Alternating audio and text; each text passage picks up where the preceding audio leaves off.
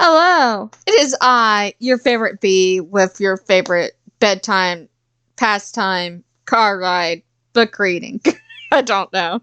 We're just bullcrapping at this point. But we are back with Five Nights at Freddy's, the Twisted Ones, and we are on chapter 5. So here we go. We are learning all the time. Hopefully, at least some of us are learning right here in this class. Dr. Treadwell's students laughed nervously, but she continued over them. It had apparently not been a joke. When we learn, our minds must decide where we will store the information. Unconsciously, we determine what groups of things is most relevant, oh my god, to and connect it to the group. This is, of course, only the most rudimentary explanation. When computers do this, we call it information tree. Charlie was only half listening. She knew this already and was taking her notes on autopilot.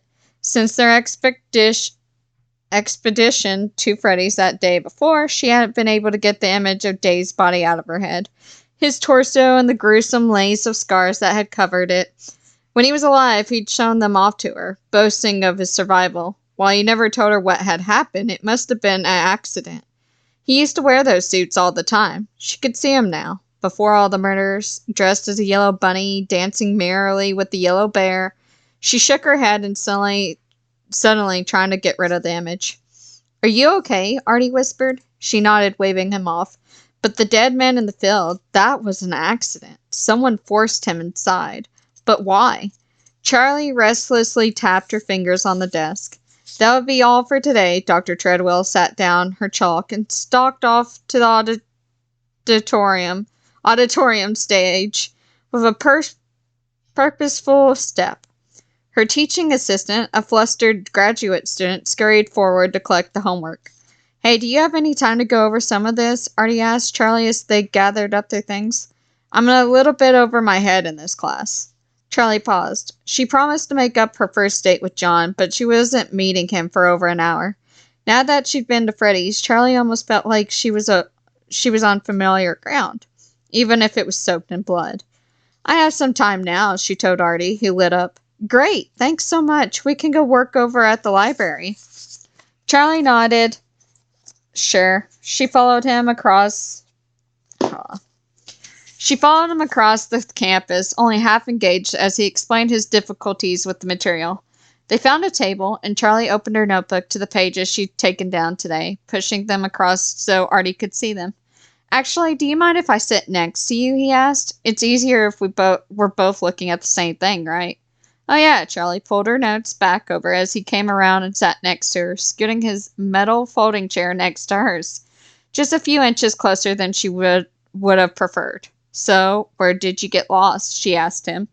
"I was telling you on the way over," he said, with a hint of reproach in his voice, then cleared his throat. "I guess I understood the beginning of the lecture when she was reviewing last week's material." Charlie laughed. "So basically you want to review everything new from today?" Artie nodded sheepishly. Charlie started from the beginning, pointing at her notes as she went. As she flipped through the pages, she noticed her own scribbles in the margins. Charlie leaned in closer where harsh outlines of rectangle lined in the bottom of the page.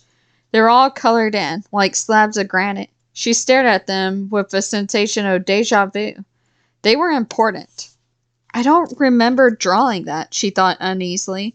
Then, "It's just doodles. Everybody doodles." She turned the page to the next segment of the lecture, and a strange alertness rose at the base of her neck, as if someone might be watching her.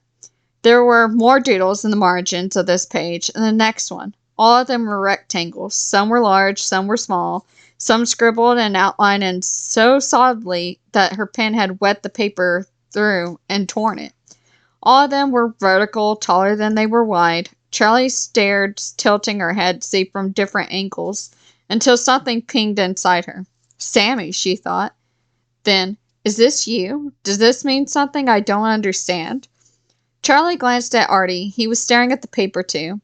As she watched, he turned the page again. The next page were the same. They were filled with neat, clear notes, but little rectangles were squashed into every available spot on the page, stuffed into the space between bullet points, crammed into the margins, and tucked away where lines came up short. Quickly, Artie flipped the page back. He looked up at her and smiled, but his eyes were wary. "Why don't you try the first problem here?" Charlie suggested. Artie bent over his worksheet, and Charlie stared down at her notebook. Her mind kept returning to her father's house, and the shape she had drawn only made the impulse stronger. "I have to go back." "Are you okay?" Artie leaned in cautiously. Charlie stared down at her notebook. Now that she noticed the rectangles, they seemed more prominent than the notes. She could focus on nothing else. "I have to go back." Charlie shut the notebook and blinked hard. She ignored Artie's question, shoving the notebook into her backpack. "I have to go," she said as she stood up. "But I'm still stuck on the first problem," Artie said. "I'm sorry, I really am," she called over her shoulder, and she hurried away. She bumped into two people as she passed the circulation desk, but was too flustered to mutter an apology. When she got to the door, she stopped, her guts twisting. There's something wrong. She hesitated, her hand suspended in the air, as if something was blocking her path. She finally took hold of the knob, and instantly her hand felt fused to it, as if by an electrical current. She couldn't turn it, and she couldn't let go. Suddenly, the knob moved on its own. Someone was turning it from the other side. Charlie yanked her hand away and stepped back as a boy with an enormous backpack brushed past her. Snapping back into the moment, she slipped out before the door could swing shut again. Charlie sped towards Hurricane, trying to calm herself as she drove. The windows were cracked open, the wind was rushing in. She thought back to Treadwell's lecture earlier in the week. At every moment, your senses are receiving far more information than they can process all at once. Maybe that was Artie's problem in class. Charlie gazed at the mountains ahead, the open fields on either side. Watching them go by, she began to feel like some resistance had been loosened. She'd been spending too much time in her room or in the class and not enough out in the world. It was making her jumpy, exaggerating her natural awkwardness. She rolled her window down farther, letting in the air. Over the field to her right, a few birds were circling. No, Charlie stopped the car. Something was wrong. She got out, feeling ridiculous, but the last few days had put her on a hair trigger. The birds were too large. She realized they were turkey vultures, and some of them were already on the ground, cautiously approaching what looked like a prone figure. Could be anything. She leaned against the car. Probably just a dead animal. After another moment, she turned back towards her car in frustration, but didn't get in. It's not a dead animal. She clenched her teeth and started to the spot the vultures were circling, and as she got closer, the birds on the ground flapped their wings at the sight of her and soared away. Charlie dropped to her knees. It was a woman. Charlie's eyes were first to her clothing. It was ripped up, just like the dead man Clay Burke had shown her. She leaned over to check the woman's neck, though she knew what she would find. There was a deep, ugly gouge from the spring locks of the animatronic's suit, but before she could examine them closely, Charlie stopped horrified. "She looks just like me." The woman's face was bruised and scratched, which obscured her features. Charlie shook her head. It was easier to imagine more of a resemblance than there really was. But her hair was brown and cut like Charlie's, and her face was the same round shape with the same complexion. Her features were different, but not that different. Charlie stood up and took a deliberate step back from the woman, and suddenly aware of how exposed she was in the open field.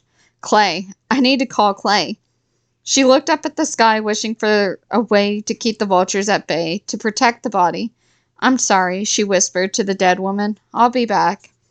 Charlie started off to her car, then broke into a run, faster and faster across the field, until she ran like something was right behind her.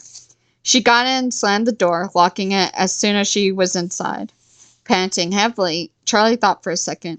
She was about halfway between Hurricane and the school, but there was a gas station just down the road where she could call Clay. With a last glance at the spot where the body lay, Charlie pulled out on the road. The gas station seemed to be empty. As she arrived, Charlie realized that she had never actually seen anyone fueling up here. Is this a working gas station? The place was old and shabby, and which she had noticed in passing, but she never stopped to look around. The pumps looked functional, though not new, and there was no shelter above them. They simply stood on the concrete blocks in the middle of the gravel driveway, exposed to the weather. The little building attached to the station might have been painted white once, but the paint had worn down to reveal gray boards underneath.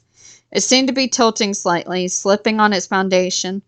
There were windows, but it was filthy, almost the same color gray as the building outside walls. Charlie hesitated, then went to the door and knocked. A young man answered, about Charlie's age, wearing a St. John's College t-shirt and jeans. "Yeah," he said, giving her a blank stare. "Are you open?" Yeah, he said, chewing gum, and wiped his hands on a grimy rag. Charlie took a deep breath. "I really need to use your phone." The boy opened the door and let her in. There was more space inside than she thought. In addition to the counter, there was a convenience store, though most of the shelves were empty and the line of refrigerators at the back was dark. The young man was looking at Charlie expectantly. "Can I use your phone?" she asked again. "Phones for customers only," he said. "Okay." Charlie glanced back at her car. "I'll get gas on the way out." "Pump's broken. Maybe you want something out of the cooler?" he said, nodding at the Grimley freezer with a sliding glass top and a faded patch of red paint that must once have been a logo. "We got popsicles." "I don't want—" "Fine, I'll take a popsicle," Charlie said. "Pick out any one you want." Charlie leaned into the cooler. Pale, glassy eyes stared back at her. Beneath them was a furry red muzzle, its mouth open and poised to snap. Charlie screamed and hurtled backwards, banging into the shelf behind her. Several cans fell off the shelf and rolled across the floor. The sound echoed in the empty space. "What is that?" Charlie yelled, but the boy was cackling too hard he was gasping for breath. Peering back inside, Charlie realized that someone had placed a taxidermic animal in the cooler, maybe a coyote. "That was great," he finally managed to say. Charlie drew herself up, shaking with rage. "I'd like to use your phone now," she said coldly. The boy beckoned her to the counter, all smiles, and handed her the rotary phone. "No long distance, though," he warned. Charlie turned her back and dialed, walking towards the cooler as the phone rang. She peered in the top, studying the stuffed canine from the high angle. "Clay Burke here." "Clay, it's Charlie. Listen, I need you to meet me. It's another—" She glanced at the young man behind the counter, who was watching her intently, not trying to hide the fact that he was listening. "It's like that thing you showed me before with the cows." "What? Charlie? Where are you?" "I'm at the gas station a few miles from you. Looks like someone painted an outhouse." "Hey!" The boy behind the counter straightened for a moment, taking offense. "Right, I know where you're at. I'll be right there." There was a click from the other side. "Thanks for the phone," Charlie said begrudgingly, and left without waiting for a reply. Charlie crouched again where the woman's body lay. She looked anxiously up the road for Clay's car, but it didn't appear. At least the vultures hadn't returned. I could just stay in the car until he gets here, she thought. But Charlie didn't move from her spot.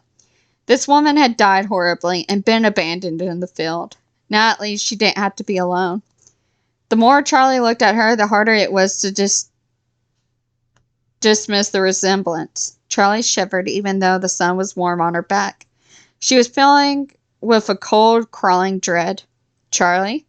Charlie spun around to see Clay Burke, then sighed and shook her head. "Sorry, I got here as fast as I could," he said lightly. She smiled. "It's okay, I'm just on edge today. I think that's the third time I've jumped in the air when someone said my name." Clay wasn't listening. His eyes were fixed on the body. He knelt carefully beside it, scrutinizing it. Charlie could almost see him filing every detail.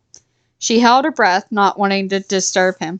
"Did you touch the body?" he asked sharply, not looking away from the corpse. "Yes," she admitted. "I checked to see if she had the same injuries as the man." "Did she?" "Yes, I know she was killed the same way." Clay nodded, and Charlie watched as he got up and circled the woman, dropping down to look more closely at her head and again at her feet. Finally, he turned his attention to Charlie. "How did you find her?" he asked. "I saw the birds, vultures, circling around above the field. I went to check."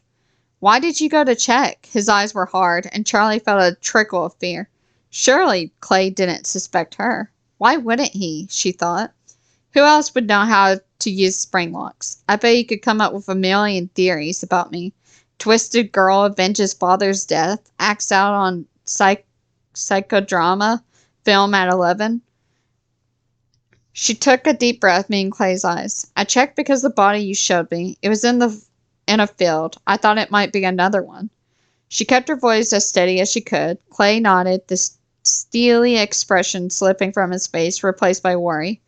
Charlie, this girl looks like you, he said bluntly. Not that much like me. She could be your twin, Clay said. No, Charlie said, more harshly than she intended. She looks nothing like my twin. Clay gave her a puzzled look, then comprehension dawned. Sorry, you had a twin, didn't you? Your brother?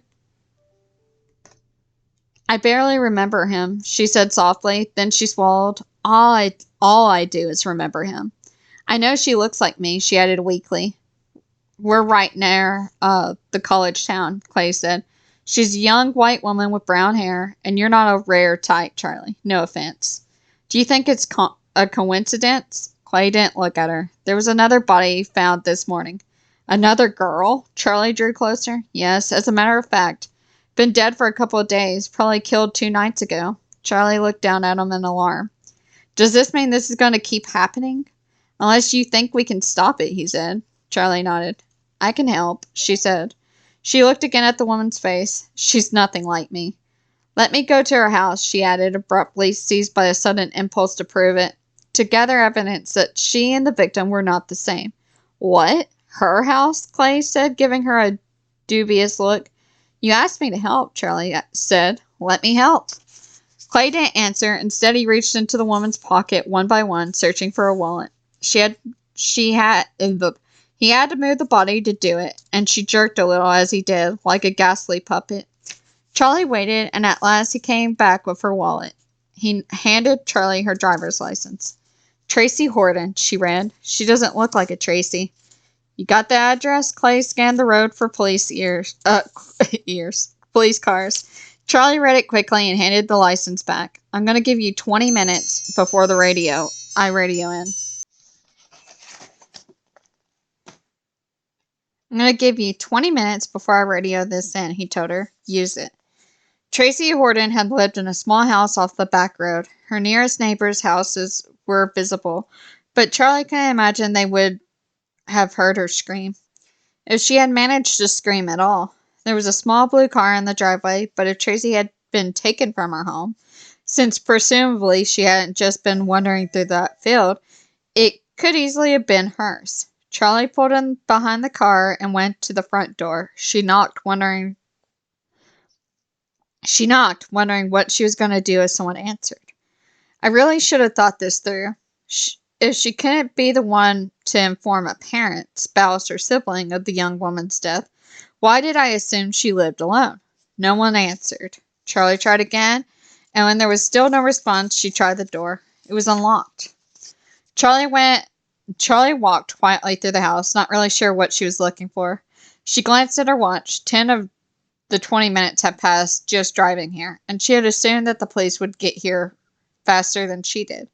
Why did I follow the speed limit the whole way here? The living room and kitchen were clean, but they conveyed no information to her.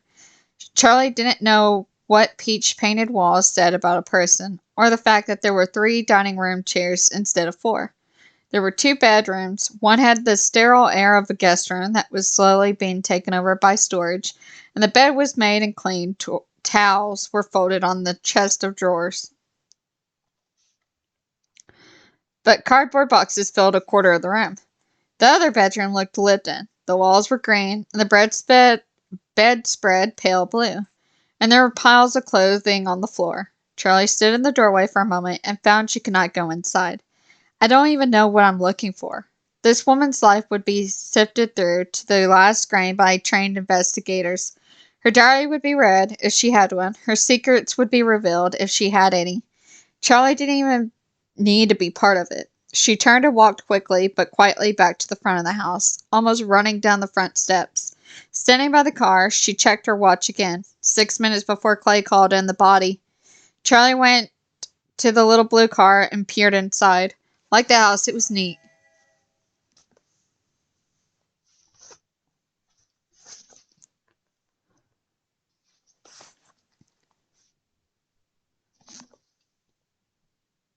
Like the house, it was neat. There was a dry cleaning hanging in the back window and a half-empty soda in the cup holder. She walked all around it, looking for something. Mud in the tires, scratches in the paint, but there was nothing unusual. 5 minutes. She walked briskly through the unkempt grass that bordered the side of the house. When she reached the backyard, she stopped dead. Before her were 3 huge holes in the ground, longer than they were wide. They looked like graves, but at a second glance they were too messy, their outlines poorly defined. Charlie walked around them in a circle. They were lined up next to one another, and they were shallow, but the dirt at the bottom was loose. Charlie grabbed a stick off the ground and poked it into the middle hole. It went in almost a foot before it stopped by a denser soil. The dirt dug out of them was strewn messily all around. Whoever dug the holes had carelessly tossed it everywhere, not bothering to pile it up. 2 minutes. Charlie hesitated for another moment, then lowered herself into the middle of the hole. Her feet sunk into the loose dirt, and she fought to steady herself, catching her balance. It wasn't too deep. The walls came up to her waist. She knelt and put her palm against the wall of the grave. The hole, she reminded herself. The dirt was loose here, too, and the wall was rough. Something had been hidden here, there, and under the ground. The air is growing thin. I'm running out of oxygen, and I will die like this, alone in the dark. Charlie's throat seized. She felt as if she couldn't breathe. She climbed out of the hole and up into the grass of the Tracy Hortons' backyard. Charlie took a deep breath, focusing all her attention on pushing away the panic. When she was free of it, she checked her watch. -1 minute. He's already called them, but something kept her there. Something familiar. The loose dirt. Charlie's mind raced. Something climbed out of these. From a distance, a siren was wailing, and it would be here in no time. Charlie hurried to her car and pulled out of the driveway, taking the first corner without caring where it would take her. The hole stayed in her mind, and the image like a stain. And that is the end of chapter 5. So, we got zombie animatronics. They're coming out of the dirt, and for some reason they were in Tracy's backyard, which is a very interesting thing to think about. And there's 3 of them. So, I hope you guys enjoyed, and I will see you in the next video. Bye-bye!